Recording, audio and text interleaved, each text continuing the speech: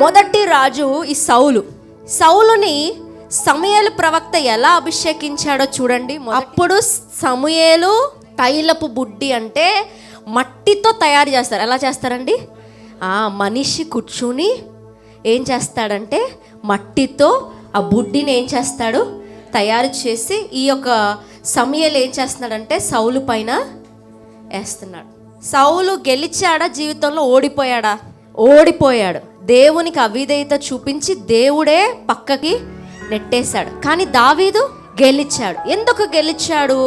అక్కడ ఇక్కడ ఒకే ప్రవక్త, అక్కడ ప్రవక్త సమూయేలు, అక్కడ నూనె, ఇక్కడ నూనె. ఒక రాజు గెలిచాడు, ఒక రాజు ఓడిపోయాడు. ఒక్కటి తేడా వస్తుంది. తైలపు బుడ్డి అక్కడ, ఇక్కడ తైలపు కొమ్ము. తైలపు కొమ్ము ఎలా వస్తుందండి?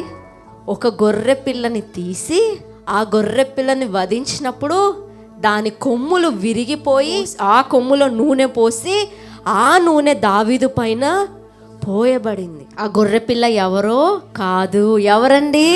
యేసయ్య. తైలపు బుడ్డి అంటే మనుష్యులు తమ స్వనీతితో తయారు చేసేది. మనిషి హస్త కృత్యము, మనిషి యొక్క నీతి. మనిషి నీతిని బట్టి రాజు అయిన వాడు ఓడిపోయాడు, సౌలు ఓడిపోయాడు. దేవుని నీతి బట్టి రాజు అయిన దావీదు నిత్యము నిలిచిపోయాడు. హల్లెలూయా.